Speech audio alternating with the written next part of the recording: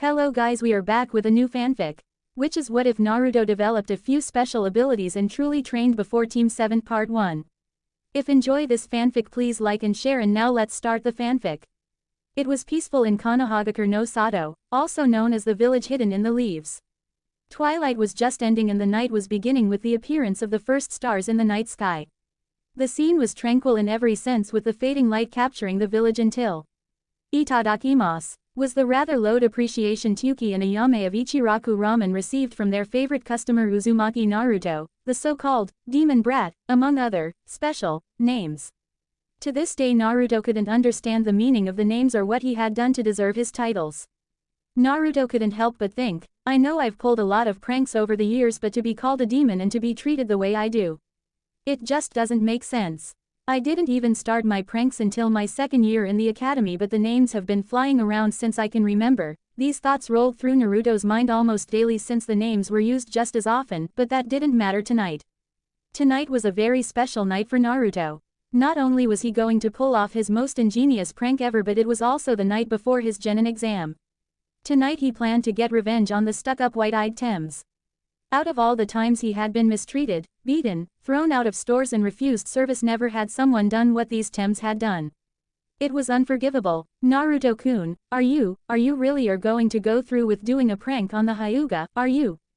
Was the concerned question from Ayame, knowing just as every other villager, the physical and political might the clan wielded. In a solemn voice Naruto replied, Ayame Nichan, you've seen how I've been treated all my life. Tyuki and Ayame looked down, remembering everything they had seen. I can ignore all of that because I have a few people like you who are kind to me, but after what those three said and did, as he said those words Naruto's fist tightened until his chopsticks cracked apart in his hand as he remembered the indignity he suffered at the hands of those men. At least after a beating he had his pride, but these men didn't even allow him that. The night before, thanks for dinner Tyuki Gigi, said Naruto as he began to stand from his stool. Anytime Naruto, you just train hard for your exam. With the cheers from his favorite chef Naruto began to leave his favorite, and possibly only, eating place. As he exited the bar he bumped right into someone, almost knocking them over. Sorry about that, it was my fault, Naruto apologized as he looked up into those void pale white eyes that always sent a shiver down his spine. Those eyes just don't look right. At least that one girl in my class with those eyes has some color to them, but these ones are just creepy. As Naruto was getting up he was roughly shoved back down to the ground by one of the other two Hyuga. How dare you act in such a callous way to us, you little brat? What do you think you're doing attacking one of the noble members of the Hyuga clan? Said one of the two bodyguards forcefully, the disgust and hatred clear in his voice. Attacking? I just bumped into him. I even apologized, pleaded Naruto, trying to avoid another fight with the villagers. Too little too late, demon. Naruto then received a harsh chakra-enhanced strike, sending him right into a nearby wall, leaving a few cracks from the impact of his body. At this point Tyuki was heading over to help, but one look from Naruto stopped him in his tracks. While straining with the pain, and spitting out a little blood, Naruto said to his assailants, I don't know what your problem is with me, but I already apologized for the accident and I don't want trouble, so I'll be going home now. Naruto struggled to his feet and began to shamble in the direction of his apartment, only to hear the words that would haunt him for months to come. Not that he was afraid of the Hyuga, far from it. It was the truth in the words that hurt him so. Even if he didn't want to believe it, he knew they were telling the truth. As if a demon like you has a home to go to. No one's waiting for you, no one wants you. You're just a little demon who will never be accepted by anyone. Worthless. The one who seemed like the leader of the three said these words with ice in his voice and the most evil smirk plastered on his face. After hearing the icy words of the man, Naruto finally snapped. All the years of abuse, neglect, and indifference towards him flashed before his eyes. Every injustice, so-called punishment, and the glares filled with hate and loathing. He always hated the villagers for the way he was treated, but he'd always just pushed it away and continued on heading for his dream. He knew acting out any more than he did would only give them more of a reason to hate him. This, however, was too much. He could deal with all the pain, loneliness, and hate, but to have it thrown in his face, his pride would never allow such a thing. In a rage he had never known before, his eyes flashed blood red, and he blurred out of existence, shocking the old man and Ayame. Then, just as suddenly, he reappeared right in between the three Hyuga. To say the three men were shocked would be an extreme understatement. 1 minute they were taunting the demon brat, waiting for it to start crying, and the next he appears right in their faces with those piercing red eyes burning into them. Using their shock, Naruto, in one fluid motion, kicks the legs right out from under the one Hyuga standing to the right of the leader with a sweeping roundhouse, only to pull ninja wire out of his sleeve to wrap around the arms of the Hyuga on the left, who tried to strike the side of his head only for it to brush across his left arm. Too late, Naruto realizes that the strike was some kind of jutsu and, to his shock, his whole left arm went numb with a slight burning in it. As the pain from the strike set in, Naruto's rage disappeared as quickly as it came. Shit, what was that? He thought, now freaking out. I can't move my arm. This is bad. Why did I lose my temper like that? Two of them are obviously Chūnin and I don't know about the other. I'm so fucked. I might have a chance against one Chūnin. While Naruto was recovering from the attack, the first Hyuga was up again and was able to land a devastating blow to side of Naruto's head, sending him straight into the same wall as before, cracking it further. Take that, you insolent little brat. The hit to his head was making his mind swim and Naruto was barely standing with the pain freshly pumping through him. You filthy little demon. How dare you disgrace the mighty Hyuga like this? As a member of the head family, I will pass down your punishment. Looking on with dull blue eyes, Naruto could easily tell that they had gathered quite the crowd and that the Hyuga in front of him was screaming something or other and taking the strangest stance he had ever seen. Even though he was barely aware of his surroundings at the time, because of the pain he was in, he couldn't help but be interested in the jutsu. The Hyuga took his stance, crouching low to the ground, legs spread, stretching both arms in opposite directions, palms facing up. As he took this stance, he said the simple words, "You are within the field of my hake." Divination. While Naruto looked on with hazy eyes, all he could think was, why does this always happen to me? What have I done in my life? And what the fuck is he doing? After this simple thought, the last thing Naruto could hear was a roar of Hake Rokujiansho. Divination field: 64 strikes, 2 strikes, 4 strikes, 8 strikes, 16 strikes, 32 strikes, 64 strikes. Ha! One strike after another landed painfully on Naruto, and with every one he felt less and less, which he was thankful for. With the final strike, Naruto was thrown viciously into the same wall for a third and final time. The final blow was too strong for the already damaged wall to take, and it finally gave way and collapsed right on top of our hero, covering him from sight. Once the attack was finished, Ayame was crying on her father's shoulder for Naruto's pain.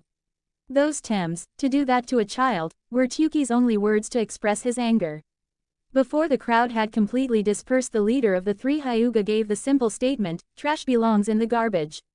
With that said, several sadistic grins appeared in the crowd as they watched happily.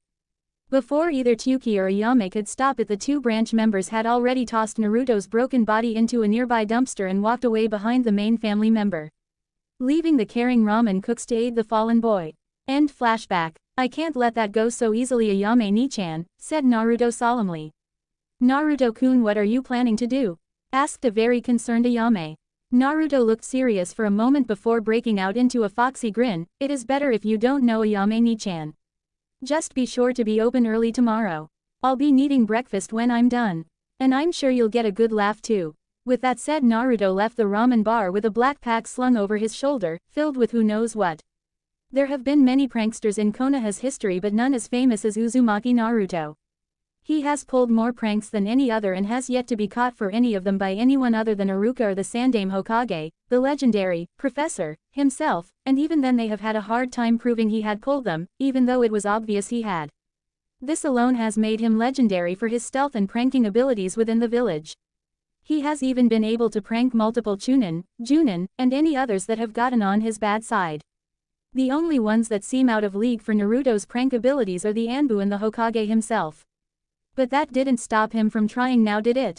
Even while being perused by the Anbu, Naruto was still able to give them the slip somehow or another. The Anbu were always able to find him and even track him rather easily, but every time they had cornered him he was able to disappear again. Many had started to believe he knew some advanced form of the Shunshin no Jutsu, body flicker, or teleportation technique, but they have never found out if he did. Many just chalk it up to his foxy ways. After all these years of pranks, only Yumui no Iruka has been able to capture the elusive blonde on a regular basis. Whether Iruka's skills surpass Naruto's or if the blonde just surrenders to the scarred Chūnin is unknown, but to this day no one knows how he always manages to escape. His knowledge of Konoha's alleys and shortcuts was second to none, almost infamous really, along with his own Warok no Jutsu, sexy, which was the cause of a lot of the escapes, but the mystery of how he does what he does is still a mystery. Tonight he wasn't playing a prank on just anyone, oh no. No Anbu, Chūnin or ninja in general could compare with this. Tonight he was going to prank the famous Hyuga clan, wielders of the Byakugan White Evil Eye. The rumored all-seeing eyes. He had heard rumors of the White Eye's ability to see through solid objects, 360 degrees, the chakra circulatory system and even the tentacles points. Scary, and supposedly it was supposed to do even more. This alone meant extreme caution. That is exactly why we now find our hero hiding behind a building on the edge of the Hyuga's compound. Using the cover of night he is preparing for the upcoming mission. Changing out of his signature orange jumpsuit, Naruto began re-examining his plans for the night. Everything has to be perfect. Let's see, first I need to get past the guards and then sneak into the first of the 4 buildings in the compound. 2 of them seem to be living quarters and the other one seems to be a kitchen and storage of some kind, with the last, apparently the main building, most likely filled with greeting halls, meeting spots, and other boring stuff like that. The garden that runs between the 2 residential buildings would be the best cover. I wonder why the family is split into 2 houses. They could have made it easier for me by all being in the same building. Naruto then looked more closely to try and see if there was some kind of trick to the one of the buildings were actually a trap for intruders, then he most likely would miss breakfast. It seems one of those buildings could hold them all, so why would they separate themselves? I don't see any traps, maybe they just like their space. But one of the sections seems to be more lavish than the other. I wonder if maybe there is a difference between the 2 groups. Naruto decided to finish his thought aloud. Well, it doesn't make a difference now. Naruto stood wearing black Anbu-style pants that seemed to absorb all light around them. They ended with basic black bandages wrapped tightly around his ankles, leading into black shinobi sandals with red trim that ended higher on his calves for better support. On his upper body he wore a skin-tight black long-sleeved t-shirt, black fingerless gloves, and bandages tied around the lower half of his face to hide the telltale whisker marks. This is much better. I wish I could dress like this all the time, but it took me nearly a month to save up for this set of clothes. With the little money I have left after my living budget, not to mention I had to use a henge transformation to get into the store to buy them, too bad I can't. I like orange and all, but it's just a little too noticeable. But if it wasn't for me having to learn stealth in bright orange, I probably wouldn't be this good. Maybe I could get a black and orange outfit, or maybe just a mask. Well, that's enough daydreaming, it's time to move. Before Naruto ran off, he tied a long black cloth over his head, hiding his hair completely to finish his disguise. They may be able to see through solid objects, but it doesn't hurt to be safe. Moving as quickly and quietly as he could, Naruto jumped the outer wall of the garden, and while staying in the shadows he began circling the inner wall of the compound looking for an opening in the guard's watch. Luckily for him, none of them seemed to use their prized Byakugan. I was worried that this was going to end before it began. The arrogance of the Hyuga was ridiculous. Only 1 guard was stationed at every entrance to the complex and 3 walking the grounds. Not even guards at the doors to the houses. After circling the grounds twice he finally saw the perfect opening. With a burst of chakra-enhanced speed he rushed to the tree closest to his target, and with a quick rebound off the tree he flew to what he assumed to be a hallway window. The closest guard looked around to see what the rustling sound a moment ago was, but only found a slight unsettling of dust. With a slight shrug he decided to patrol the houses just to be safe. Once inside, Naruto quickly merged with the shadows of the walls just as he was trained to do. He then began his search for his intended targets. While moving from room to room, Naruto practiced paranoia he had never known. At the slightest noise, moving shadow, new scent, or just an out-of-place shiver on his skin, he would hinge into a rug or other common item in an instant. It was a good practice too, as his paranoia had saved him a couple of times from a guard making his rounds. 3 hours after the start of his infiltration, Naruto was reaching the end of his job. Slipping into every room of the compound proved to be more of a challenge than he had thought it would be. The place was huge, almost maze-like, but he had still done it. Now, on the last few rooms, Naruto was getting the biggest swell of pride for his own accomplishments since he had mastered Kawarimi no Jutsu replacement without hand seals. He hardly got recognized for anything other than pranks. At least when he pulled pranks, people were awed until they discovered it was him. Some praise is better than none. As soon as he entered the next room and began to acquire his target, he caught a familiar scent that made his stomach drop. The only thing that he could think was, Hinata. As he turned to look at the sleeping girl in front of him while holding a pair of lacy violet panties. Several thoughts ran through his head, but the most prevalent was, I can't do this to Hinata, she's never done anything to me. She's actually been one of the nicest people in the whole village. Also, I had no idea Hinata had this kind of side to her, he thought while putting the panties back and finding a lot more racier ones in varying colors and designs, earning a raised eyebrow. As he thought of this, images of a blushing, stuttering Hinata that was complimenting him in a quiet, almost whispering voice entered his mind. Next came all the times he spotted her following him with that same blush, as well as her habit of poking her fingers together. He couldn't help but wonder, I wonder why she follows me sometimes. She also hides whenever I turn her way or try to approach her. She obviously isn't following me around to talk, maybe there's another reason. With a slight blush he decides, no, he couldn't do it, he couldn't prank her. With one last look at the peacefully sleeping girl, he slipped out of the room just as quietly as he had come. Now to finish the job and get out of here. Good night Hinata, I hope you like the show in the morning. The following morning in Konohagakure no Sato could only be described as pure chaos.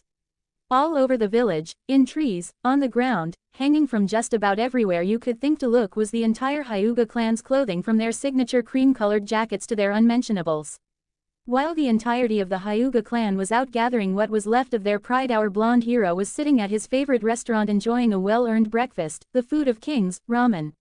Even though Naruto had just gone an entire night without sleep, here he was in the same clothes as the night before except for the absence of the cloth covering his hair, wrappings around his face, and the addition of his signature orange jacket hanging open showing off his tight black shirt.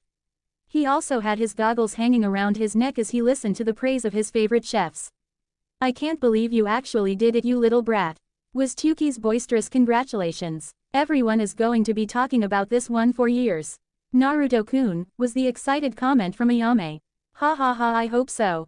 What else would you expect from the next Hokage when he pulls a prank? Then taking a more serious tone Naruto said, this was really meant to drop them down a few pegs though. Really, how does a prank do that? I understand having their clothes and, well, you know what's thrown all over the village being embarrassing, but how would it drop the view of their skills or reputation? The Hyuga are one of Konoha's 4 noble clans after all, asked Tuki as he handed Naruto another bowl of ramen. Well, it really means nothing to normal villagers, but as a funny prank.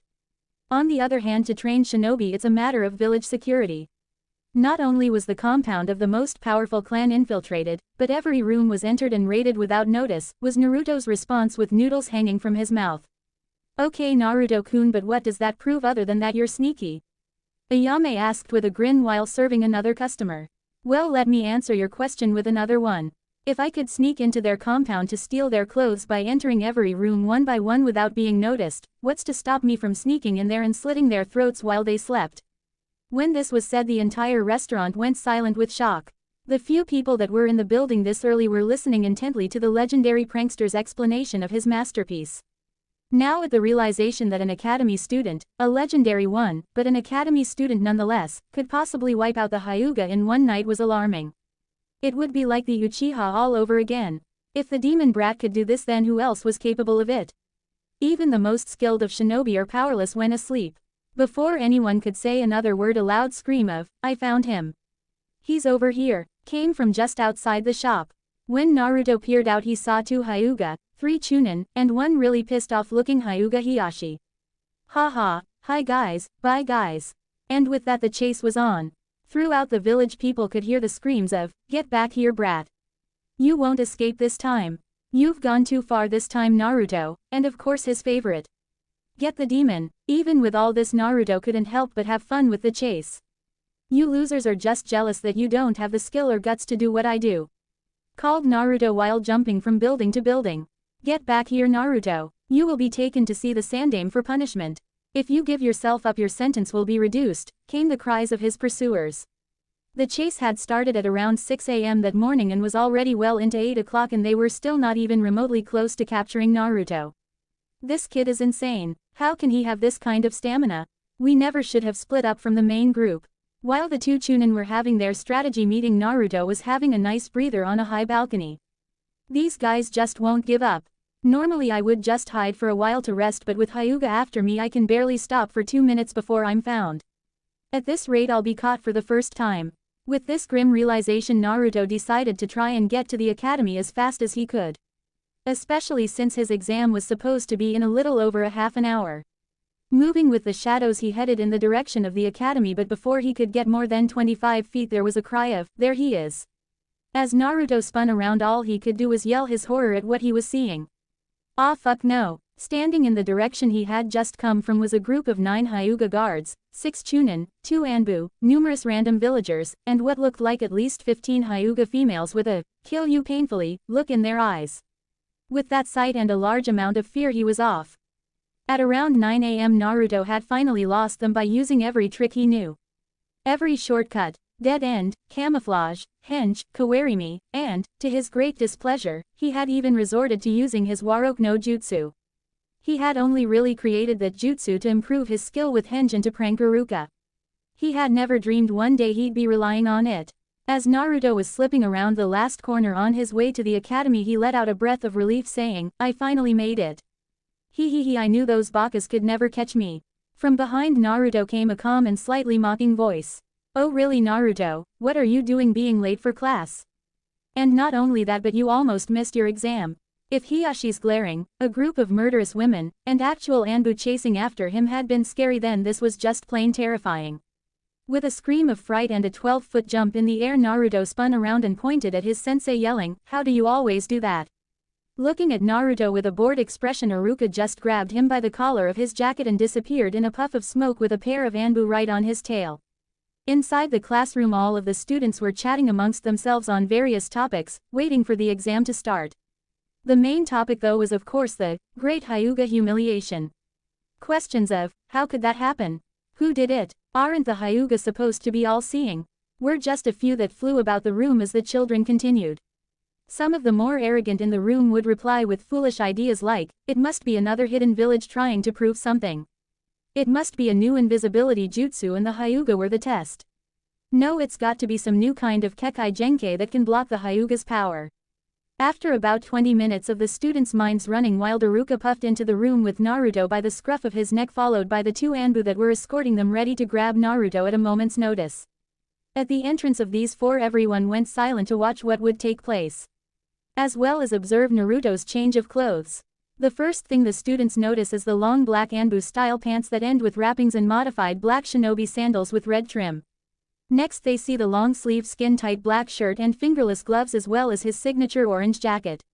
He also wore his goggles around his neck, making his hair appear longer, and it flowed around his face slightly. It hung lower and made him look older and more serious to some. Or it could just be the air of tension with 2 Anbu in the room. Many girls blushed at the sight of the slightly toned muscles that shone through the tight shirt. Since most of the boys wear such baggy clothes, it's a rare sight for them. But what catches everyone's eyes the most are the chains attached to Naruto's wrists, ankles, neck, and all connecting to a plate on his chest with multiple chakra suppression seals on it. At this realization, everyone knew Naruto had done something big. The academy doesn't teach Fujin seals because they are considered high-level techniques and often dangerous. It does, however, teach to recognize common ones, such as exploding note Fujin, basic Fujin for items to be stored in scrolls for travel, and the Fujin on those cuffs used on dangerous nuke nin. "Don't you think this is a little excessive, Anbu-san?" asked Iruka with a frown. With all due respect, Iruka-san, it took nearly 20 Hyuga, 8 Chūnin, 4 Junin and the 2 of us Anbu to apprehend him," said the rat-masked Anbu. "What? How could the Dobi be that strong? They needed that many high-level shinobi to catch him. He must have something up his sleeve, and I must have it," was the unbelieving thought of a scheming student. "If it was not for the Hokage's order to turn him over to you for his exam, he would be in a class 3 holding cell waiting for his sentence," was the calm reply from the bare-masked Anbu. "I understand that, but with these chakra cuffs on there is no way for Naruto to take the exam. I would ask you to please remove them and leave him in my care. I will take full responsibility in making sure he appears for his hearing with the Hokage tomorrow," Iruka forcefully suggested with a rather familiar glare to the 2 Anbu. "I'm not sure about this. What if he runs again?" Rat asked with uncertainty in his voice. "Unless you already forgot, Anbu-san, I was the one who finally caught him after you all failed for over 3 hours, said a smirking dolphin. After a moment of silence, the bear Anbu did a number of hand seals, too fast for any one of the students to follow, and removed the cuffs. "He's your responsibility now. Don't come crying to us if he gets loose," Bear plainly said. "Thank you, Anbu-san, and don't worry, I'll take care of him," Iruka said, placing a hand on Naruto's head. "Oh, by the way, kid?" Rat inquired. was Naruto's rather lethargic reply. Nice job on the Hyuga. I don't think even we could have pulled that off, said the rat Anbu, clearly impressed with the boy. After the rat Anbu said those words, the entire class collectively dropped their jaws on the floor, and the collective thought in the room was, Naruto did that. I've known Hiyashi for a long time and I have never seen him that mad, embarrassed, or impressed. Bear murmured in the same voice. Impressed? Naruto asked, unsure. Yeah kid, when you're at the top like the Hyuga, it takes something big for them to notice anything. This prank of yours really caught his attention, said Rat in a sing-song voice. By the way, how did you do it anyway? Iruka asked. Now every person in the room was listening intently with their own thoughts on the matter. Stupid Naruto, you're so immature. Yeah, he is cha. Inner bitch. Naruto looks kind of hot in his new clothes and longer hair. I wonder what he would look like with highlights. This is too mendokus. I wonder, Munch, if I can use Munch, the same method, to sneak into the kitchen. Munch. Stupid Naruto, he's hogging all the attention. I'll get Akamaru to bite him later. Buzzes, booze, interesting. Naruto-kun, thank you for not doing that to me. I would have died of embarrassment. Wait, Naruto was in my room. I'm going to die. Did he find anything? Nothing of mine was missing. Wait, a pair of my panties were unfolded. Naruto-kun was touching my panties. The person who thought this blushed dangerously red before passing out with a nosebleed. How could the Dobi do something like that? The Hyuga were always the Uchiha's rivals. Could the Dobi be that good? He has been catching up lately. He's still a Dobi, but maybe I should keep an eye out. Every little thing that can help is worth it. Maybe I could use the same method for a sneak attack on my brother. Or maybe I finally have a decent sparring partner.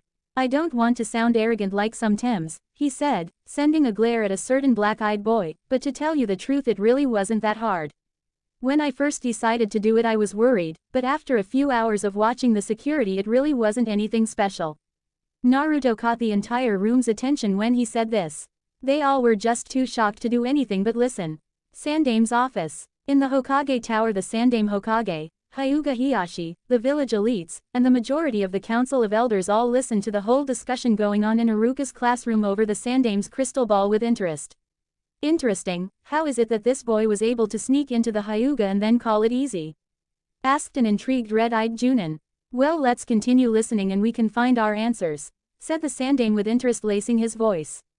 It seems your daughter has just fainted, Hiyashi-san. Hiyashi sighs, it would seem so, Sandame-sama. I need to solve this problem with her soon before the elder's patience runs out. Sandame-sama, do you really think it wise to let the boy go free? And even take the exam? A random Chūnin, with a scar along his jaw, almost screamed. After a deep sigh, it was simply a prank. Even though we, as shinobi, see it as more of a threat to village security, to him it's just his version of revenge, said the Sandame with annoyance. See, said the man frantically, the fox is after us, and it's starting with the Hyuga to weaken us before it attacks.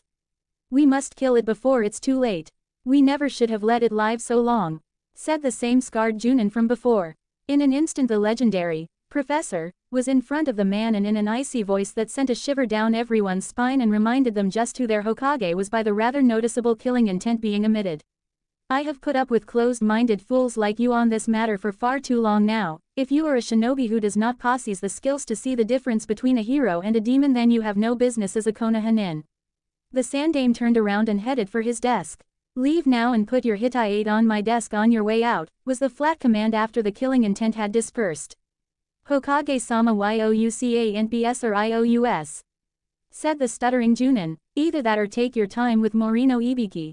What? Said the Chūnin in horror at the idea of being at the mercy of the rumored sadist that commanded the Interrogations and Intelligence Division. You broke the law. With this simple statement everyone knew what the Hokage meant. He may show leniency to the villagers for their barbs of demon or monster, as long as they don't touch Naruto, but for shinobi he has never been lenient on the subject. Please quiet down. I would like to hear how a 12-year-old academy student infiltrated my home, was Hiyashi's calm request. Quite. I actually am very interested as well, Kakashi added while looking over the edge of his ever-present book. As the scarred shinobi left the room, leaving his Hitai-8 on the table, he scowled while vowing to himself, I'll get you demon, someday. Iruka's classroom. Well Naruto, how'd you do it? Iruka asked a second time. I'm not sure I want to say, was Naruto's shaky reply. Why don't you Naruto? asked Iruka with slight irritation. It's one thing that I was able to do it for a prank sensei, but I don't want just anyone to be able to do the same. I mean the Hyuga are a bunch of stuck-up Tems but they're still Konoha shinobi. Really now, is that true? Was the simple comment from the bear Anbu.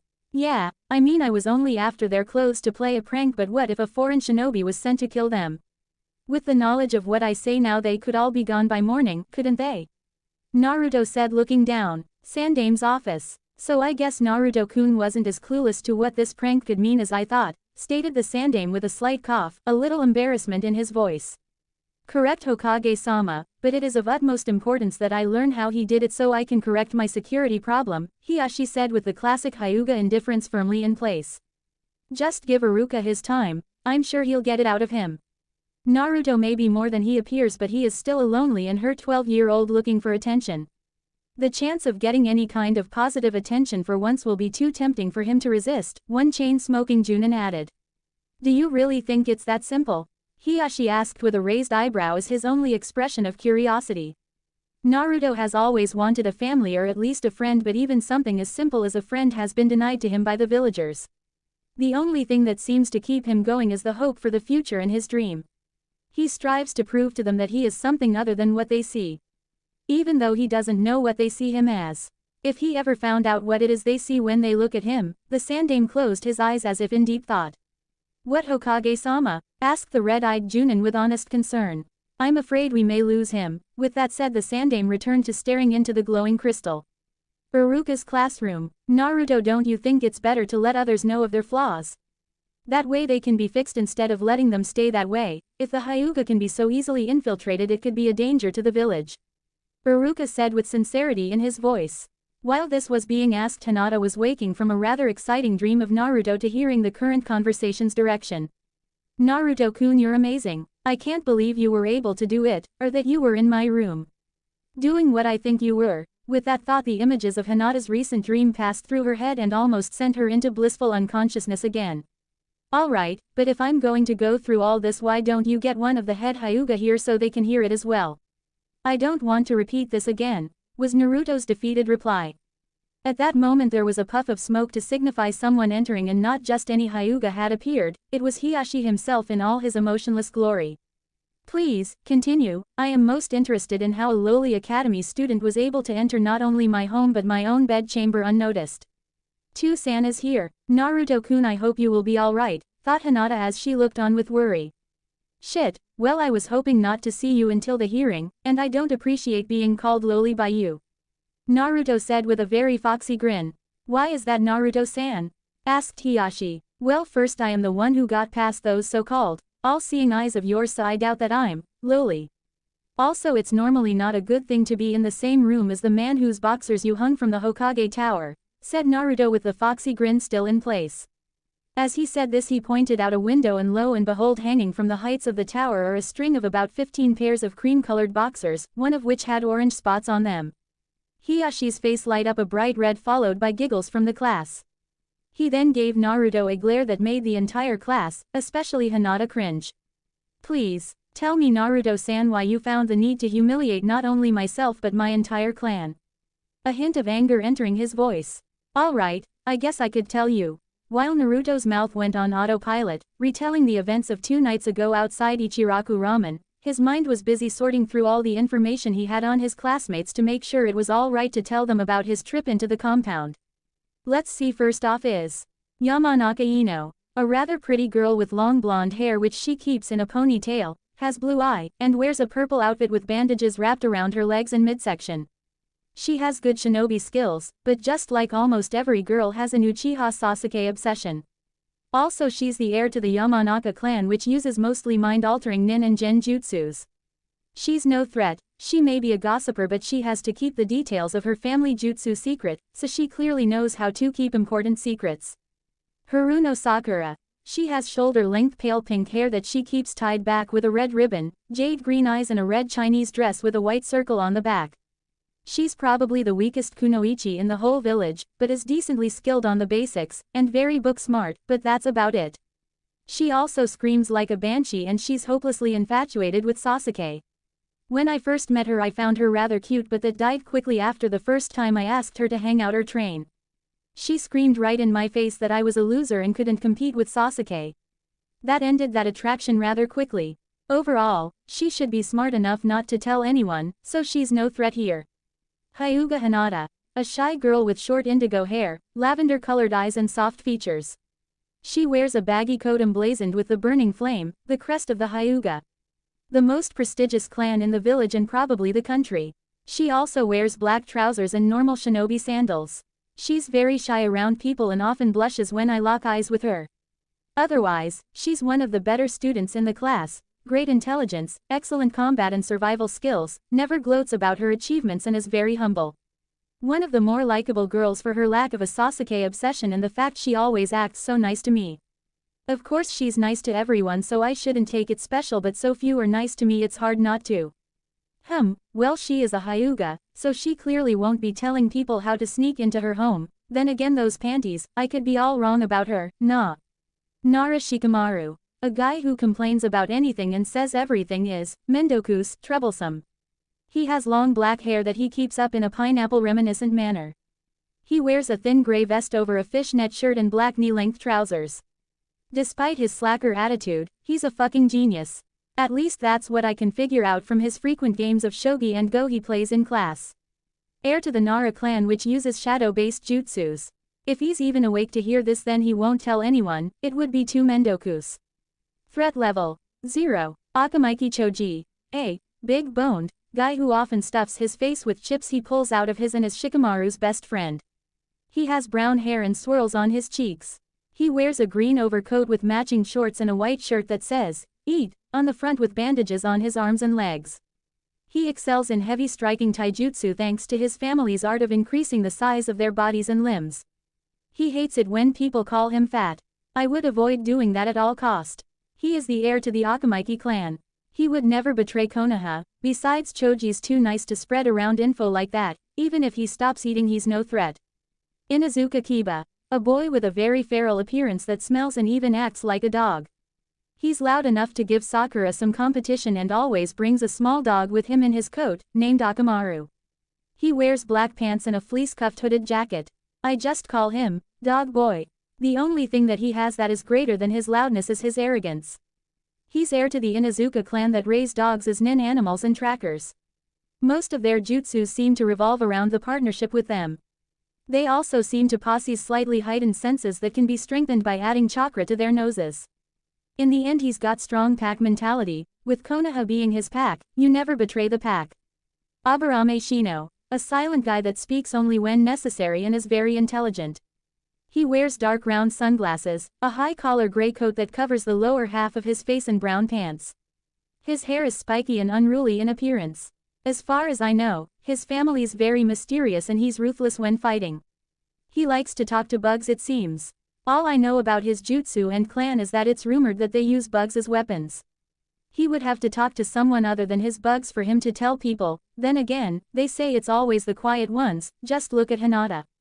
And finally, Uchiha Sasuke. Best in class, village heartthrob and born from one of the greatest clans in the village. His clan was all wiped out about 5 years ago and now he's declared himself an avenger of a noble cause, to find and kill the murderer of his clan. He has a handsome face, black spiky hair, and onyx eyes. He wears a blue turtleneck shirt, white shorts with bandaged legs, with white slips over his forearms. He and I have always been silent rivals. He's always been ahead of me in classroom abilities, but I never cared about that anyway. He won't tell anyone, he keeps everything to himself, in hopes that he can use it, typical Uchiha. Naruto took a breath before resigning himself. May as well just get this over with, was how Naruto finished his thoughts before catching up with his mouth. After that strange jutsu was over, I was unconscious for about 20 to 35 minutes. Once I woke up, Tsukijiji and Ayame Nichan told me that the other two had thrown me in the dumpster next to the stand before leaving. It took me about another 15 minutes before I could feel my chakra normally. Then once I could move, I headed off to plan my revenge. I mean prank. Naruto finished his explanation with a little slip of the tongue. You recovered from a Hake Rokujiansho in only 35 minutes. Was the shocked statement from Iruka. As Naruto looked around the room, he could see the Anbu had tensed. Hiyashi was glaring at him, and Hinata was looking starstruck, all of which made him somewhat curious. Is that special or something? I was kind of out of it at the time because of the strike to my head, but the jutsu didn't seem that powerful. When Naruto finished, he heard a sharp intake of breath from a few select people. Naruto-san, that jutsu is one of the 5 strongest jutsu the Hyuga clan possesses. While we do possess much stronger ones, it normally takes a person at least a week to recover from a direct hit like you received. For you to do it in less than an hour, with no medical attention, is impressive. Though he was truly thinking it was impossible, even though he was looking at the proof right in front of him, you do realize if you had come to me with this, I would have dealt with them myself. You didn't have to punish my whole clan for the crimes of 3. Hiyashi said a little reluctantly. What? Asked Naruto, honestly confused about what Hiyashi meant. It is against clan law to use any of our high-level jutsu in such a way. They are only to be used in serious situations, and a street brawl is defiantly not a serious situation. After your punishment, I would like you to point them out, said Hiyashi while glaring. Not only had the offending Hyuga broken clan laws, but they committed assault, possibly treason, and may have broken the third's law as well. Their fate would be up to the Hokage if they broke that law. Naruto looked serious for a second. Okay, how about we leave it at that and I finish my explanation? It's already 9:15 and I still need to take the exam, said Naruto while sweat dropping. That's right. I'm sorry Hiyashi-sama, but I will have to ask you to leave, pleaded Iruka. My apologies Iruka-san, but until I hear the explanation I will not be leaving, stated Hiyashi, believing Iruka did not understand the seriousness of the situation. You will be attending the hearing to decide Naruto's punishment, won't you? Of course, how could I not? Well, he will have to explain it again in front of the council anyway, so you can hear it tomorrow with the rest. I'm sorry, but I really need to start the exam right now, Iruka said forcefully. After glaring at one another for a moment, Hiyashi finally decided to back down for the time being. Very well Iruka-san. I will see you in the council meeting tomorrow, Naruto-san. With that, Hiyashi puffs out of the room. After some murmuring from the students, Iruka began the long process of regaining control of his students. Sandame's office. You disappeared rather quickly, Hyuga-san, Kakashi said in a bored tone. Well, if the boy was going to need a Hyuga present to tell his story to, why not the head of the clan? Said Hiyashi with a raised eyebrow. I suppose, but I believe it was a good thing Naruto held off telling everyone. I don't believe this is something an academy class needs to hear. As soon as the hearing takes place and he's made his statement, I will classify this as a top-secret village security issue, said the Sandame in all seriousness. If that is what you think is best, Hokage-sama, Hiyashi stated in a relaxed tone. You are all dismissed for today. The ones who need to be at the hearing know who you are. I expect you there by 10 a.m. Kakashi, don't be late or I will outlaw Jiraiya's smut. With that, everyone filed out of the Sandame's office, leaving the wizened leader to his own thoughts once again. You're just one surprise after another, Naruto-kun. I wonder what headache you will create for me next. Hopefully it will be one that won't require as much paperwork. Damn paperwork, thought the Sandame as he pulled out his own copy of Ika Paradise, making sure he was alone. Iruka's classroom. All right Naruto, please take your seat so we can start. I will now explain the genin exam. We're running close on time, so please hold any questions until the end of the explanation. After Iruka had said this, Mizuki walked through the door with a couple of sacks and a stopwatch. Iruka, what's going on? They haven't even started the written test yet. They should be ready for the practical exams by now, was Mizuki's clipped reply. Well, we became a little held up, so we're behind by about 30 minutes, Iruka said this, sending a glance at Naruto for Mizuki to follow. After some annoyed glaring at Naruto from Mizuki, he said, well, I suppose that's all right. I'll pass out the test while you explain it to them, Mizuki said while putting down the bags. Thanks, this test will come in 5 parts to determine what you have learned in your time in the academy and make sure you can function properly in the real world. You were not only taught shinobi skills here, you were taught the basics of life. Correct, Iruka-sensei. Even though you will not fail because of low scores in some areas of the exam, if you can't perform at least the basics well enough, you will definitely fail, was Mizuki's comment as he passed out the tests. Correct, Mizuki. The test will be given in this order. First will be the written test on information such as geography, history, math, and tactics. Next will be the weapons test of kunai and shuriken. After that will be the obstacle course to test your ability to detect traps and your stealth ability. Next will be the taijutsu test. Finally, you will be tested on the jutsu taught in the academy. More information will be given before each section begins. Any questions, anyone? After no one raises their hand, Iruka continues on. Alright, you will have 45 minutes for this test starting now. Any cheating and you will automatically fail. Later outside the academy. Damn, that was rough. I didn't know I was that bad with things like history. Other than the geography I could barely answer any of the questions on that test, said Naruto to himself looking down. It's okay Naruto, the written portion isn't really a requirement as long as you don't completely flunk, it's alright. Iruka tried to reassure him. Thanks sensei, but I think I really should have paid more attention. I thought I was better than that. Mizuki then called out, attention everyone. Next will be the weapons test. Each of you will receive 8 kunai and shuriken. You will be required to at least hit 4 vital points with each weapon, any less will be a failure. 2 will go at a time. First up. As the testing went on, with no true order to the names called, students threw their weapons with no one getting higher than a 12 out of a possible 16. Then Mizuki called out, last 2 Uchiha Sasuke and Uzumaki Naruto. As the 2 boys approached the posts with their weapons on their sides ready for use, their eyes locked and everyone knew what was to come. Naruto may be a baka, but he's the only one that can come close to Sasuke with throwing weapons. It was a challenge between the 2. Well, Dobi ready to lose again? Was Sasuke's smirking challenge. If you're ready to give up your gay lifestyle and use those fangirls of yours. At this, Sasuke blushes slightly and glares harshly at Naruto while a group of fangirls in the background are calling for Naruto's death for the insult and catcalls to Sasuke to take the advice. What would you know, Dobi? Slightly sputtered Sasuke. Alright, you two get ready and start, yelled Mizuki. At this call, both of the rivals grabbed their weapons and let them fly.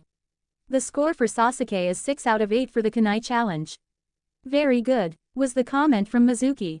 Next, Naruto scored 7 out of 8. Excellent job Naruto, you were only half an inch off on the last one. No way, Naruto no baka can't beat Sasuke-kun, was the screech from the foaming fangirls, mostly Sakura. Alright, shuriken are next, ready. You won't beat me this time, Dobi, commented Sasuke. Go. Again they let the weapons fly, and after the telltale clunk of metal hitting wood, Mizuki approached to score them. For shuriken, Sasuke scored 8 out of 8. Perfect score Sasuke. Naruto's score is 7 out of 8. Naruto and Sasuke tie for the top score in the weapons test. That's not fair, Mizuki-sensei. Sasuke-kun should win, not Naruto no baka. At this, all the boys' sweat drop at the stupidity of it all. Girls, I'm sorry. That is what the score is and that's it. Iruka said, thinking he was too old to deal with fangirls at the ripe age of 17. Hee, that's right, I'm the best. Naruto bragged lightly. Next is the obstacle course. The course starts as one path and splits into 3. Every path is different and is littered with traps, none lethal of course. Also, throughout the course are bells. Every time you ring a bell, a point will be deducted from your score. Some of the more obvious traps will ring a bell when set off. Others, bells may ring by simply moving sloppily around the course. Along any given path are 15 bells. We completely expect you to at least set off 5 of them. Don't feel bad if you do, even Mizuki and I will at least set off 1 or 2. This test is also timed. You have 10 minutes to get through. Every additional 30 seconds after that will be counted as a rung bell. If you ring 10 or more bells, you fail. Understand? Iruka moves to the start of the course and calls to start. One by one every student took their turn, and to some people's surprise quite a few failed this portion. After about an hour they finally called the one person everyone had been waiting to see try this.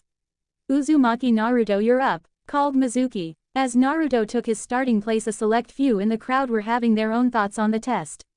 Alright Dobi, let's see if all this skill of yours I've been hearing about is a fluke or not, Sasuke growled.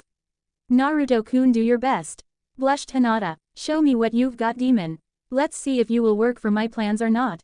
Begin, was Iruka's loud cry. In a sprinting start, Naruto disappeared into the forest. A short time later, it's been 5 minutes and still no rung bells. Could he have gotten himself caught in a trap?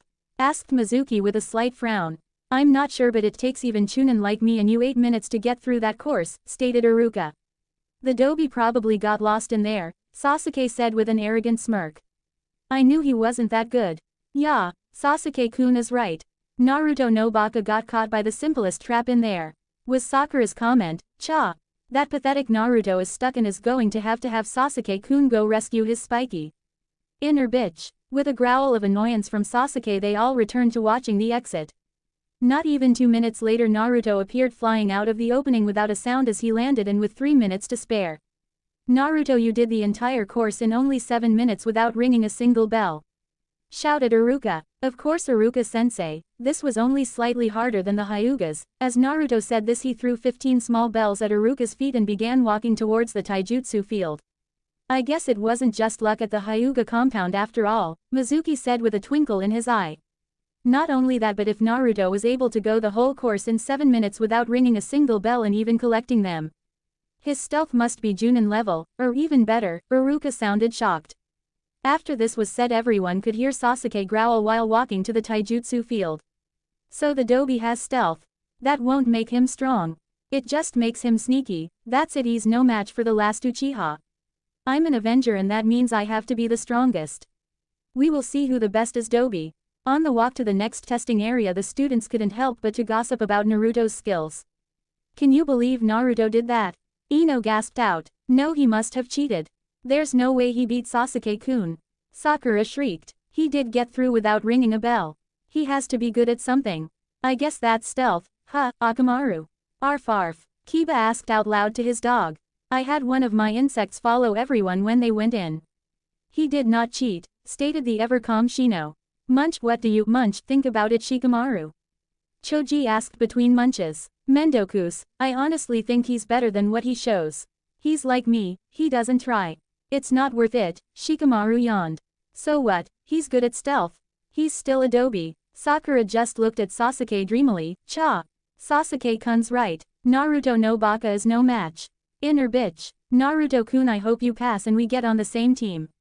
That would be wonderful, a mind-stuttering Hinata thought blushing. Here we will have the taijutsu portion of the exam. Each of you will have a turn sparring with either me or Mizuki. We will be grading you on speed, stamina, and technique. Then we'll give each of you an overview of your skills before moving on to the ninjutsu test, was Iruka's explanation. One at a time each student had their turn sparring. It was about 11:23 a.m. by the time everyone finished. Alright everyone, there will be a change of plans because of how late it is.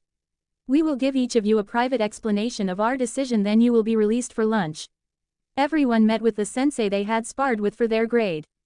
Some left with proud smiles and some left slightly sweating, while others looked like they'd been stabbed with a kunai.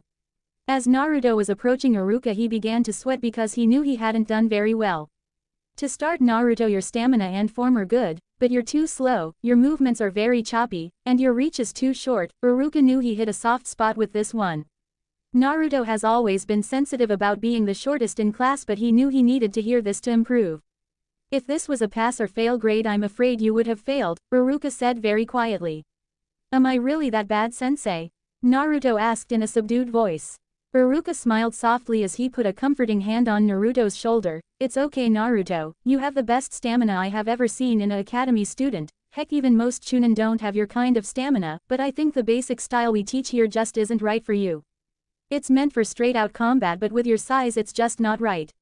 When you get with your Chūnin sensei, ask him for a style with a lot of dodging and quick hits. Just work on your speed, power, and get a more suitable taijutsu style and you'll be fine. That's what this test is for after all. It's better to find these things out now instead of later. Thanks, Iruka-sensei, said Naruto with a broad grin in place. Now get to lunch and don't be late for the last part of the exam. After Naruto had run off, Iruka poofed back to the classroom to meet up with Mizuki to review and grade the last 4 exams. In the classroom, how's it looking, Mizuki? Asked Iruka. Actually, pretty good so far. Out of the 40 students it looks like between 23 and 28 will pass, stated Mizuki. That's good news. Let's finish grading these quick so we can get ready for the last portion, since it will probably take 2 hours to get through them all. You're right, but it still worries me some, said Mizuki as he set down the papers. What does? Asked Iruka as he leaned against the wall. Well, I'm sure some of these kids should pass from what I've seen over the year, but they aren't or are really close. Iruka let out a heavy sigh. You mean like Naruto? Yes, it seems he is either excellent at something or he downright sucks at it. I know he should pass, but he's right on the fence. It all comes down to the ninjutsu portion. All we can do is to wait and see how he does. In the end it comes down to Naruto. Outside the academy, Naruto was enjoying a few rice balls under a tree. I wonder how I'm doing. I did horrible on the written test, but sensei said it wasn't a requirement. My stealth and weapon technique were high scores, but my taijutsu would have been a failure. I guess all I can do is wait and see how I do on the ninjutsu test. Just as Naruto was finishing up his lunch, a few of his classmates went walking by, heading back to class as the bell sounds. Well, this is it. I guess all I can do is my best. Naruto-kun, you're so strong. I wish I could be like that, but I can't even find the courage to talk to you. Hinata thought while frowning as she watched Naruto go. Back in the classroom, everyone was taking their seats as Hinata walked in. Hinata, you're late, said Iruka as he looked up from his desk. Sorry, Iruka-sensei. It's alright, Hinata. Just take the seat next to Naruto so we can get started. Hi, sensei. As Hinata was climbing the steps to take her seat, the only thing she could think of was, I'm sitting next to Naruto-kun. This is my big chance to get him to notice me.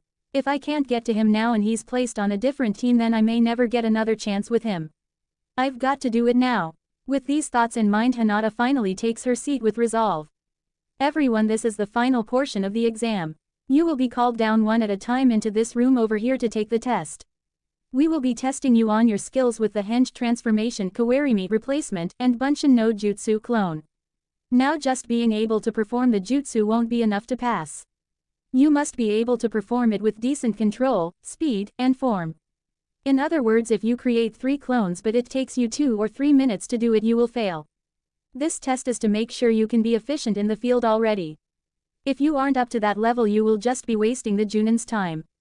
Any questions? Asked Iruka hurriedly. At the end of the explanation, Naruto drops his head on the desk, hard drawing a few stairs while he thought, why did it have to be Bunshin no Jutsu? Henge and Kawarimi I can do, but Bunshin is my worst jutsu. What am I going to do? Am I really going to fail after all I've done? Naruto-kun, I know you will be street, stuttered Hinata in a whisper. Huh, oh Hinata, when did you get here? Asked Naruto. Hinata looks down, heartbroken, her resolve gone. He didn't even know I sat next to him. He really doesn't notice me. Thanks for the cheers, but my Bunshin sucks. It's my worst jutsu. Hinata blushes at the foul language. I'm sure you can do it if you try, Naruto-kun. You never give up. After thinking a moment, you're right, Hinata. You never know until you try. Thank you, said Naruto with his grin back. Hyuga, Hinata, you're next. Hearing this, Hinata looks at Naruto, then starts her way down the steps. Good luck, Hinata, I know you'll pass, you're great. After hearing this, Hinata blushes a deep red. Maybe I do have a chance. De NKU Naruto-kun. One after another, shinobi to be enter and exit the room. A few minutes after entering, they leave wearing a shiny new Hitai of Konoha with their heads lowered in shame. Then the moment came. Uzumaki Naruto, was the call of Mizuki. Well, it's time to give it my all. You fail. Those were the only words to leave Iruka-sensei after Naruto's failure to produce a passable Bunshin during the final exam. Naruto, I just don't understand why you can't perform this jutsu, said Iruka with a frown. I don't know, sensei, but I really wanted to pass, I really tried. Said Naruto looking down. Iruka, you know we could let him pass, was Mizuki's reply. He performed excellent on the other portions of the exam. Stealth, field exercises, shuriken and kunai all were above average scores.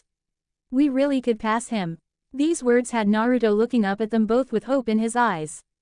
That's true, Mizuki, but you forgot to mention his written test, taijutsu, chakra control, or his Bunshin just now. After Iruka said those words, all hope left our hero's eyes once again. I'm sorry, Naruto, but with your score on the written exam and your failure to perform a working Bunshin, I can't pass you, was Iruka's flat reply. I'm sorry, but you still have next year. This is your first try and I promise to help you over the break so you're ready for next year. But sensei, that's not fair. Came from Naruto with fire in his eyes. I'm sorry, but I believe that you're just not ready yet. Why? Just because I can't make a worthless illusion, was Naruto's hot-headed reply. Naruto, the ability to make Bunshin is the basic of the basics.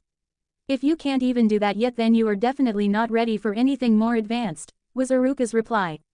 Growling, Naruto shouted, prove it. Iruka stood up with a deep sigh and an irritated look and motioned Naruto to attack with a simple hand gesture. This is for the best, hopefully I can teach him how important the basics are.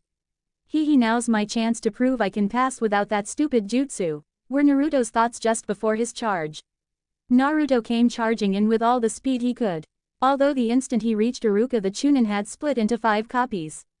I told you, Naruto, you're too slow. After his shock, Naruto began striking as fast as he could to find the real one. One by one they began phasing out of existence when hit.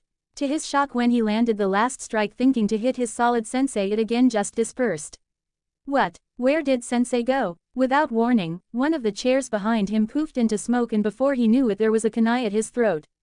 The next thing he heard was Iruka's voice. This is why we teach those jutsu here at the academy. They may be the simplest ones but they are the most useful and will probably save your life countless times in your career as a shinobi. They are the basis of all shinobi styles and if used properly can be the best option. Until you can perform them, you will not pass. I'm sorry Naruto. Outside the academy Naruto sat on the tree swing to think about everything that had happened today and in his life. It wasn't an enjoyable train of thought. Every memory led to another bad experience and the more he thought about it the harder it was to find happy memories. Why do these things happen to me? My whole life has been a living hell and now this on top of it. Iruka was one of the few people I thought I could trust too. I don't get it. I'm as good as Sasuke with weapons, the best in stealth, can perform kawarimi no jutsu without hand seals, and am one of the best with henge. I even created my warok no jutsu. Even Iruka fell for it. So what if I didn't pay attention to history or the other boring stuff, have the best chakra control or can make worthless illusions? These were his thoughts as he sat there and watched all the kids that passed being praised by their friends and family. He heard words like, "I'm so proud, that's my boy, you're getting a special treat tonight." How he just wished he could have that just once instead of the cold stares and hatred. The next words made him curse his slightly above average hearing. "That's him isn't it? He's one who didn't pass right?" asked one woman. "The one on the swing attached to the tree, good, can you imagine if it had passed? That monster a ninja, imagine it, that worthless demo, shish, you know the law," was the discussion of the two women. Every word stung a little harder and his mask was falling piece by piece and all he could do was glare as hard as he could. Unknown to him there were two sets of eyes on him at that moment thinking very different things. "Poor Naruto-kun, you look so sad and hurt. I wish I had the courage to comfort you, to be there for you, but I'm so weak I can barely get near you," was one sweet thought. The other was much more sinister in intent, "There you are you damn demon. After tonight I'll be the hero that finally finished what the Yondaime started and end up being more powerful than a cage. That fool Sandame will never know Kukuku. What do you want Mizuki-sensei?" asked Naruto in a solemn voice. "Haha, I knew you had the best sensory abilities of your class Naruto," was Mizuki's weak cover. "Not really, you were laughing kind of creepy. Naruto, you do know Iruka wasn't trying to be mean don't you?" Mizuki said, "I know but I really wanted to graduate and he didn't have to fail me the way he did. Iruka just wants the best for you. You know he's an orphan too." Naruto couldn't help but swing his head towards Mizuki. "I think he sees himself in you and because of that he's trying to steer you away from the same mistakes he made." Naruto seemed to relax once again as he turned back to the other kids. "I still want to be a shinobi though. I don't want to go through another year of the academy. I understand Naruto but, you know there may still be a way for you to pass if you're willing to try." With this he had Naruto's full attention. "What do I have to do?" asked Naruto with hope. He perfect you damn demon. Follow me Naruto and I'll explain everything. Finally, I will finally have everything I want and you will take all the blame Kukuku." Later in the dark of night we find our hero leaping through the trees with a large scroll on his back, a smile on his face and more than a little hope in his eyes. Taking this scroll was too easy. I thought when Gigi found me I was done for but one warok no jutsu and he went down. All I need to do to pass is learn one jutsu from this scroll then show it to sensei and I'm in. But first I need to get to the shack. A few minutes later Naruto found himself outside a broken-up wood shack in the forest. Is this the right place? It matches the description Mizuki-sensei gave me but he's not here yet. Well, I did take the scroll 3 hours before he told me to. After scanning the area and finding a good area to practice Naruto opens the scroll and begins to read. Guess I should get started. No reason not to use the extra time I've got. Let's see the first jutsu is Kage Bunshin no Jutsu, Shadow Clone, not more clones. Well, maybe this is a different jutsu than what they teach in the academy. As Naruto reads the description of the jutsu he gets a sick feeling in his stomach so he begins to skim the contents of the scroll quickly. That just made the feeling 10 times worse. Fuck, this can't be right. There's no way Ji-san would use a scroll like this for a genin test. The jutsu in here are crazy. Did I grab the wrong scroll? It's too late now. Anyway, maybe if I learn one of these they will still let me pass. When Naruto begins to practice Kage Bunshin he suddenly has an idea. I probably will never get to see this scroll again after this because of how powerful the jutsu or at least not until I become Hokage, I know. I'll copy down the ones that seem doable and non-lethal for me, and practice them later. He then pulls a scroll out of his supply pouch and begins copying his chosen jutsu, or at least the ones that won't kill him. 2 hours after Naruto took the scroll, "Hokage-sama, Naruto has crossed the line this time," yelled a random Chūnin. "We can't let him get away with the scroll of sealing. Every Hokage has added dangerous kinjutsu to that scroll since before the village was formed. It even contains the secrets of the seal that holds back the fox," whimpered a Chūnin. "I understand your worries and we will get the scroll back. Everyone spread out and search. I want Naruto back here alive, with the scroll. Hi Hokage-sama." With a wave of the Sandame's arm, all of the shinobi before him disappeared in a blur and a kick-up of dust. After his orders were given, the Sandame heads back to his office and takes out his crystal ball once again. "Naruto, I don't know why you would have taken the scroll, but I have a bad feeling about this. How did you even know about it? Most Chūnin don't know where it is hidden. I intend to find out though." The crystal ball begins to faintly glow. He began his search where he had been looking before catching Naruto searching for the scroll. Damn, Haruno-san is still at the hot springs. No, must look for Naruto. And so he looked, following after the many shinobi looking for the boy, using willpower known only to the cages themselves. Back with Naruto. Damn, out of all these jutsu I can only understand a handful. Even less of them aren't straight out suicide. Let's see how many I've got. 5 jutsu and one is supposed to have high-level variations. Kage Bunshin no Jutsu, Shadow Clone B-Rank Genjutsu, creates solid clones of the user by evenly distributing the user's chakra between them. Shuriken Kage Bunshin no Jutsu, Shuriken Shadow Clone B-Rank Genjutsu, creates solid clones of any small object X, kunai and shuriken. Bakuretsu Kage Bunshin no Jutsu, Exploding Shadow Clone A-Rank Genjutsu, creates an exploding Kage Bunshin that can be detonated by the creator's will or by being dispelled. Kokuonyu no Jutsu, Bringer of Darkness A-Rank Genjutsu, creates an illusion of complete darkness over a set area. It traps the opponent in absolute darkness. While inside the illusion, the senses of sight, sound, and touch are disrupted. One may see their own body, but once trapped inside the illusion it cannot be dispelled unless by the user or someone outside the affected area. Therefore defending one's self is extremely hard if trapped in this jutsu. Shunshin no Jutsu, Body Flicker C-Rank Ninjutsu, gives an extreme burst of speed to travel in a set area. The target must be within the line of sight of the user. Out of the 100 or so jutsu on this scroll, only 5 are usable for me. All the ones I can use are kick-ass jutsu, but I thought there would be a lot more. This genjutsu sounds interesting, and with my nose it would give me a great advantage. I just wonder if this will be any different from learning the Bunshin no Jutsu. Oh well, there's a few left, maybe one of them. As Naruto read on to the second to last jutsu, he landed on an interesting one. Hitoshirezu Kensai no Jutsu, Hidden Power S-Rank Genjutsu. This jutsu finds its roots at the beginning of shinobi skills. Some believe this to be one of the first jutsu created back when chakra was only used to improve one's speed and strength for hand-to-hand combat. Some also believe that chakra was originally used to power special weapons, but no proof has been found to support this. To continue, every person naturally has chakra held in reserve by their body to ensure it will have enough to survive. Though the amount kept back is far greater than what is needed for the body to survive. A person only really needs around 5 to 10% of their maximum chakra capacity to support their body. They will be suffering from chakra depletion at this level but easily still alive. The average person has almost 25% of their chakra inaccessible because of this survival reserve that is subconsciously held. You can train to access this chakra with extreme diligence or dangerous kinjutsu X, the 8 celestial gates, over many years, but with this jutsu you can call up your reserve chakra to use as you will. This does put strain on the body and can have unknown effects, but compared to some of the kinjutsu that produce the same effects, this would be the preferred way. Be warned, never use this jutsu when you are low on chakra. Warned from battle or training, for you risk death from the chakra depletion. Other than this, it is a very useful jutsu to have for emergencies. The reason it has been sealed away is clearly the danger to an inexperienced user, so be careful and use it as a last resort. I found this jutsu in my travels and battles outside the village. Good luck and train hard. The Yondaime Hokage of Konohagakure no Sato. Cool. A jutsu used by the Yondaime himself. I've got to learn this one for sure.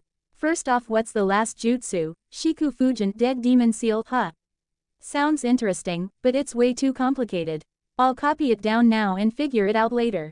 If it's the last one it must be good, said the smiling blonde to himself. If only he knew what he had just obtained, he probably never would have touched the scroll in the first place. I better learn the Kage Bunshin no Jutsu first though. Having more chakra may be good, but I doubt it will be impressive enough to let me pass. With his new scroll of Kinjutsu to learn and the thought of becoming a genin, Naruto began his training with a bounce in his step. It was nearing morning and a faint violet was appearing on the eastern horizon. The blonde boy was sitting in a hunched posture and was panting heavily. The stolen scroll was strapped to his back and seemed to be weighing him down as he fought to catch his breath. This was how Iruka found Naruto. The blonde looked up in surprise when he heard the scarred sensei land near him. I must really be out of it if I didn't sense Iruka. Usually I smell him beforehand, thought the blonde. Iruka chuckled almost menacingly as he bent over the boy. It's all over, he said with that voice that he always used when Naruto was about to get in serious trouble. Instead of noticing his sensei's dangerous expression, Naruto closed his eyes and chuckled good-naturedly. His legs wobbled slightly as he stood up, scratching the back of his head nervously. Got me already? Naruto said, slightly disappointed. You're quick, sensei. I only had time to learn 2 techniques. Standing up, Iruka peered quizzically at his blonde student. Sweat was glistening from his face and his legs seemed just barely contain the strength to hold him up. His clothes were also telling the story of his intense training. His pants were dirty, his sleeves were sliced up, and his clothes in general were torn. Iruka had only seen Naruto like this when he was training very hard. He's been out here practicing, he realized. I can tell how hard he's been working. Listen, Iruka-sensei, Naruto said suddenly, his proud grin showing. I'm going to show you one of my amazing jutsu and you're going to let me graduate. That's how it works, right? Whoever learns at least 1 jutsu from this scroll passes. What? Iruka asked, confused. Where'd you get that idea? Mizuki-sensei told me, Naruto said happily, almost bouncing as he felt a little of his strength returning. He told me where to find the scroll in this place. He trailed off as he noticed 2 things, Iruka's expression as he put things together and the sudden sound of kunai rushing through the air.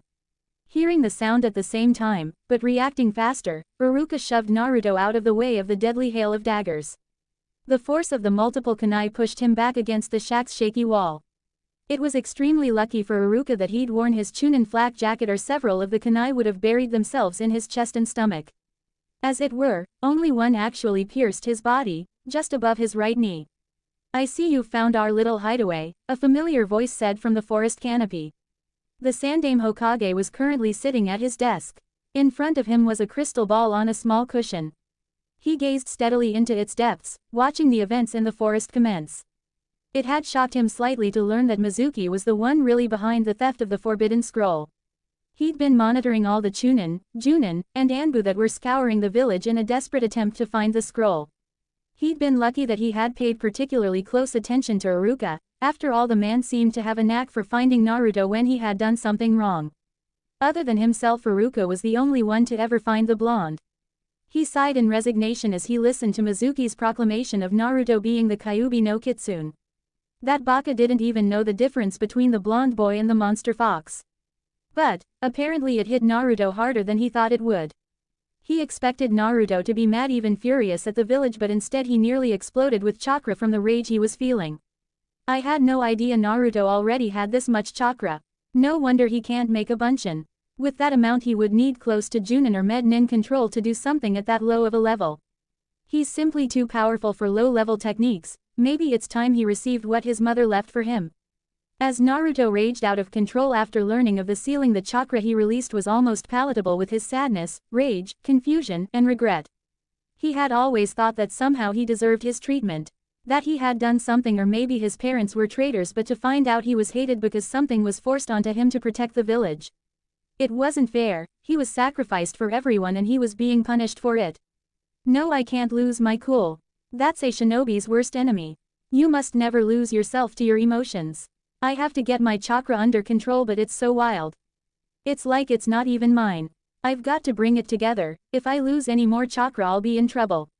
To Naruto it seemed as if everything went silent as he tried to gain control of his emotions, but to Mizuki and Iruka it seemed as if Naruto was surrounded by a spinning mist of chakra that made him seem a blur of blue with small wisps of red. As the chakra finally started slowing down, Naruto became visible again and seemed to be glaring right through Mizuki. At first Mizuki was thrown off by the show of power and the glare, but after a moment he said, "Ah, I see, the demon is back." You know everyone hates you, everyone in the village does, especially Iruka. This brought fear to Naruto's eyes and Mizuki knew he had what he needed. You are the one who killed his parents after all. He failed you for his own little revenge and you know it. After a glance at Iruka, Naruto ran straight into the forest, too afraid to hear what Iruka would say. Naruto, wait.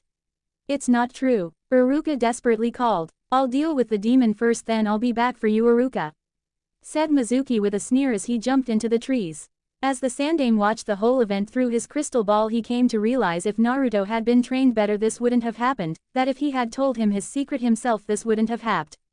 I'm sorry Naruto, I'll make things better and I know you will get out of this perfectly. Just like your father would have. When Iruka was able to trick Mizuki, he couldn't help but smirk slightly.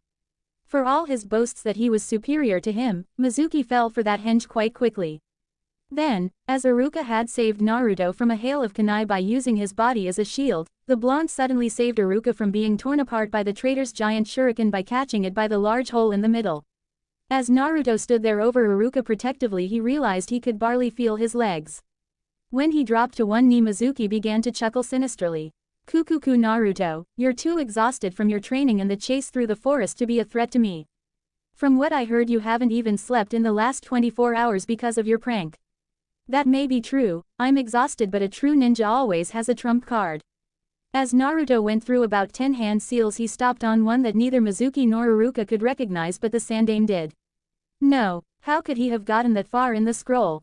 That jutsu could kill him. After this cry of worry, many shinobi stormed into the Hokage's office only to catch a glimpse of his robes as he flew out the window. I've got to get there in time. If I let him die, not only will I have failed him but you as well.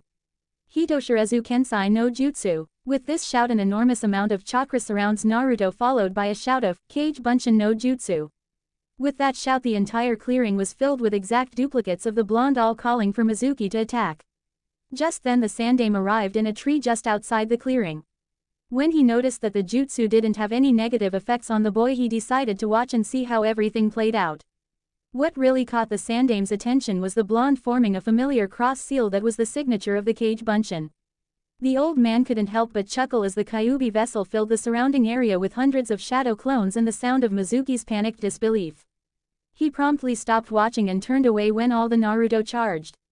The outcome was obvious, but he had another matter to attend to, informing the searching nins of the scroll's safety. His small smile didn't fade as a stray thought crossed his mind. Minato's legacy has certainly been living up to his expectations, being the #1 most surprising shinobi of his generation, but just to be sure everything would be alright, the Sandaime decided to stay until Naruto and Iruka began heading back to the village. He was glad he did, because he lived to see moments like this in his people's lives. Being Hokage means doing your best to allow these happy times, so being able to see them is a perk. Naruto could see the morning's light through his closed eyelids. Even though the light was filtered by his eyelids, it was still irritating. Iruka-sensei, how much longer? I want to see. Okay, the young man said quietly. You can open your eyes now. The sight that greeted him was Iruka's smiling face. He held Naruto's goggles in one hand. But what caught the blonde's attention was that his forehead was clearly visible, devoid of his headband. That's when he realized where it had disappeared to. It was tied snugly around his own forehead. Congratulations, Iruka said, with genuine cheer in his voice. You graduate. And to celebrate, I have a surprise, we're going out for ramen tonight. Naruto was silent. He couldn't believe all this was happening at last. He'd finally been allowed to graduate. He finally found someone who actually believed in him and didn't think him a demon. Even though he'd stolen a highly dangerous artifact from the Hokage Tower and used it, he was still allowed to become a genin. It was too much for him to put into words to describe his joy. Looking down at the blonde, the silence started to stretch until Iruka was greeted by a loud and joyful yell. Iruka-sensei, rang out Naruto's happy voice in his ears as he was tackled against the tree, with the boy giving him a fierce hug. The Sandaime couldn't help but to smile at the sight. Things had turned out all right. He began to turn around to head back to the village when he felt something that sent a shiver down his spine and made him want to run as fast as he could. Something he hadn't felt for nearly 13 years. The chakra of the Kyuubi. When his eyes finally landed on Naruto, the boy was surrounded by a red haze of chakra that seemed to be burning him. His screams were horrible. Iruka looked horrified and was trying to hold Naruto down to stop him from clawing himself anymore. By the time the Sandaime had his senses back and was kneeling next to the boy, Naruto had already passed out from the pain. The cloud of chakra was still there, however now it was just an outline around his body which made him extremely warm to the touch and obscured their sight of him. Iruka noticed the Hokage and asked in a worried voice, "Hokage-sama, what's wrong with him?" "I don't know, but we need to get him to the hospital as fast as we can." Hi. After their short exchange, Iruka and the Sandaime ran as fast as they could to the hospital with Naruto tucked safely in Iruka's arms and the scroll on his back. "Oh www, that hurt. Sensei, what happened to me? It felt like I was being burned alive." Naruto suddenly realized how wet he felt. Looking around, he discovered he was in some kind of a sewer. It had dark red walls, and ankle-deep water that almost seemed black. The ceiling was riddled with blue and red pipes running into the darkness of the shadows. This though wasn't the strange part. The pipes were cracked in almost every place he looked. The walls looked like they had seen better days as well. Chips and cracks covered the length of them as far as he could see. There was also a faint groaning sound as if they were going to give way any second. He only caught a glimpse of it, but he could have sworn he just saw the walls pulse red. First I get thrown in a dumpster and now here. I don't know which is worse.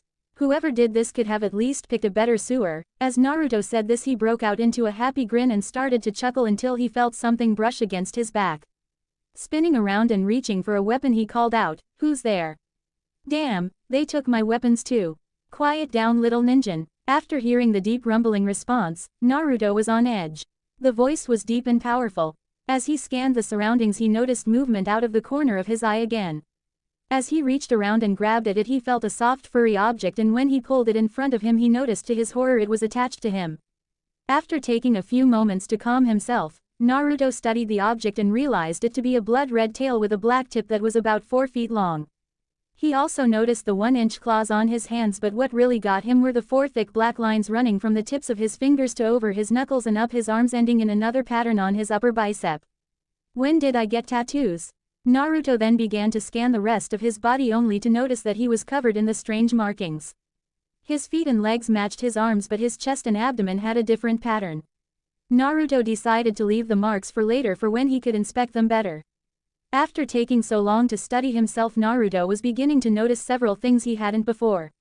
For one, there was no light here, none at all except for the little bit of red and blue coming through the cracks in the pipes. So how was he seeing everything so clearly? He could also hear a growling from somewhere and a strange smell as well. It wasn't one he recognized, but for some reason it was familiar. As he was processing this, he reached up to scratch his head on an impulse and also felt what seemed to be cat ears at the top of his head. As he felt for his normal ears, he was shocked not to find them but to feel smooth skin in their place. As Naruto was trying to process all this, he noticed thin trails of red energy in the darkness of the water. What is that? He wondered aloud. That can't be chakra. Chakra can't be seen unless it's in huge amounts. So what is it? What the hell is going on here? I said quiet, Gaki. I do not want to hear your whining. Now come here quickly so I may answer your questions. We have much to discuss. Naruto didn't know why he did it, but he began following the signs, smells, sounds, and strangely his instincts to find the voice he had heard. His mind was screaming at him to go the other way. That the voice was dangerous and he needed to escape, but his body just kept moving. Naruto noticed that the further he went and the closer he came to the voice, the brighter the edges of the tattoos glowed. After what felt like hours, he finally found himself in a huge room, and there right in front of him were large ornate cage doors as tall as the Hokage mountain. As he slowly approached, he noticed this room was in just as much disarray as the rest of the sewer.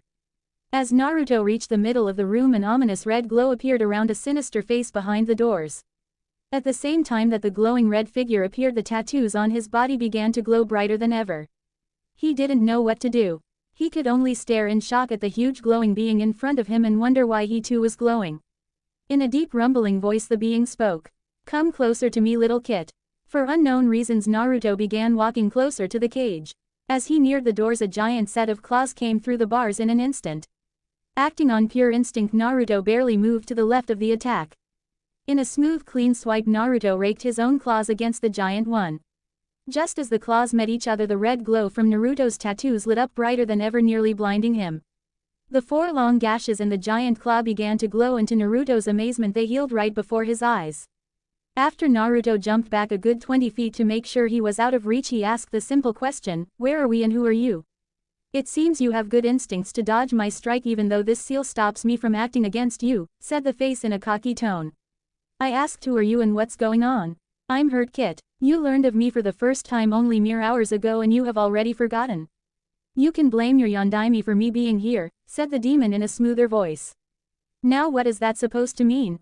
As soon as Naruto said those words he noticed that attached to the doors of the cage and apparently the only thing holding them shut was a small piece of paper with the kanji for seal. It all clicked. Kyuubi. Correct Kit, and to answer your other question, you are here because of a few changes that will be taking place because of your recent actions. What kind of changes?